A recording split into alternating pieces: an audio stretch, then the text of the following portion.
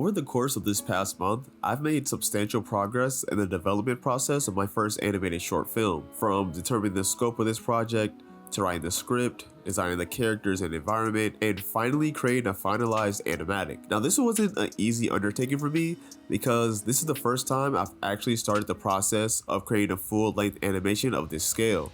And because of that, I faced many challenges trying to complete these stages of my animation process. So when I decided that I wanted to create this short film at the beginning of the year, I knew that I want this project to serve two purposes. The first is to give you all a glimpse into the world and the characters of my animated series Rift in full animated format, to serve as a sort of proof of concept to what the finished animated pilot and series episode would look like. The second was to serve as a sort of test for myself to not only build the endurance and discipline that comes with creating an animated project of this scale, but also to acknowledge and identify every area of my creative pipeline that could hinder or disrupt any of my future projects' production. So by refining my animation pipeline now, when it finally comes to creating the full-length animated pilot for the series, I won't be blindsided by problems and issues that may arise because I've already dealt with and addressed them during the duration of this project. So there's going to be a lot to cover in this video, and I'm going to show you how I was able to get all this done in just 28 days. Now, I knew for this story, I had to keep it relatively short if I wanted to finish and release it during this year, and it needs to have a solid structure with a defined beginning, middle, and end. Now, to clarify, as I stated earlier, this film is not the pilot episode for my animated series, so you all can think of it as essentially a comic book one-shot or an anime OVA, because while it involves the characters and setting from the animated series itself, it is not part of the main story continuity. It's more so to give you guys a look at a typical day in the life of these characters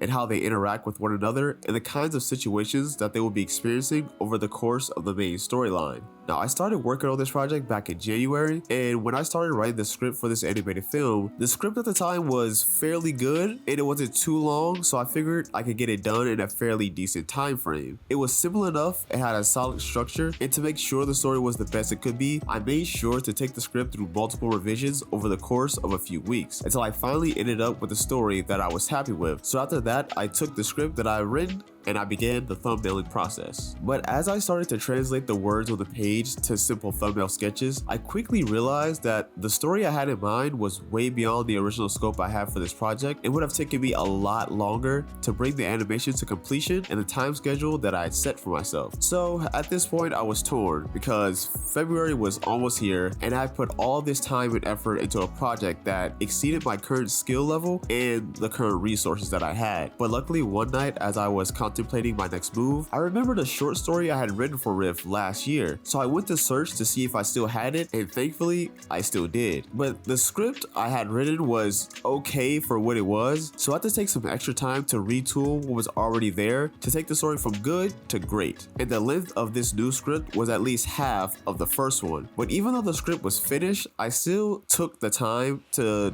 do the same revision process, but unfortunately I didn't do it as long as the first because I still had to thumbnail it all out and I only had a week to do it. So this wasn't easy and it was nowhere near fun, but eventually I got it done and I was ready to move on to the next step. Now, in the original script I had planned, there was going to be around 3 scene changes, so that was going to require for me to have to design 3 separate environments, which would have taken extra time to do. But with this new script, the entire film would take place at a single location. And once I knew the setting and the story behind the characters who will be involved, that's when I started to gather my references for the designs of the antagonists, as well as inspiration for the design of the environment itself, and not just for the background design alone, but for the lighting of the film and the props that the characters will be using. I wanted to make sure that I had this all planned out, so I had a clear vision of the final product for the animation, so that when production actually began, I didn't have to do any guesswork or make critical revisions because of a spur of the moment decision change. I wanted to have a solid plan and stick to it to make this process as efficient as possible. And once I had my references, I started to create character explorations for the antagonists of the animation. And since I already had the finished designs for the main cast of characters, all that I needed to do during the concept stage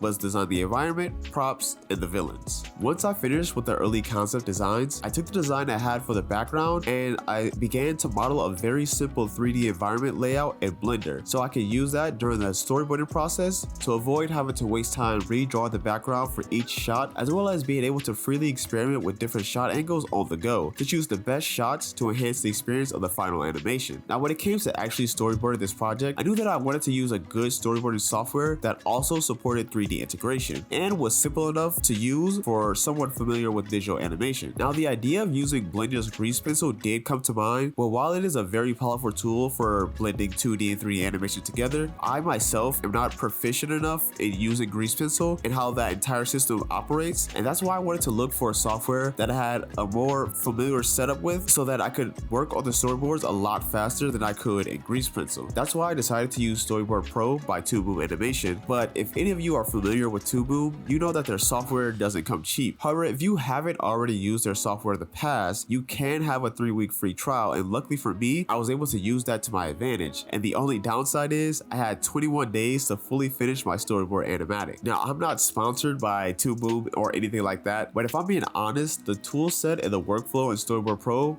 was a little rough to get used to at first, but once I got the hang of the basics of how the software operates, I truly don't think I could have completed this entire animatic in just a month with time to spare to make revisions as well. And since this is my first time creating a full-length animatic, and I was only able to use the software during the time of my free trial, I didn't have an extended period of time to make official cleanups in the animatic itself, so it is still a fairly rough final product, at least when compared to professional standards. But since it's just me working on the animation alone, it's more than enough for me to move on to the layout stage and finally to full-on animation production. So for my next steps, I'm going to be focusing on making adjustments to the character models and perspectives of each shot and finalizing the character designs for the antagonist, and then I'll actually revisit and complete the 3D environment design with a cohesive and polished look with lighting and textures so that it can be used as the basis for the background painting of the finished film. Now, while this stage in the film production was a challenging and sometimes tedious one, I still feel a sense of relief that I actually finished a very important step when it comes to making a full-length animation. Now that I have the storyboards and the shots of the animated film completed and set up in my animation software, it no longer seems like the goal of finishing this project is so far out of reach anymore. I know that animation is a long process and I still have a ways to go until the short film is complete, but I am closer than I've ever been to see my ideas become a reality, so there's no way I'm not going to see this through to the end. But I want to thank you all for watching and supporting this channel, and if you would like to engage with the community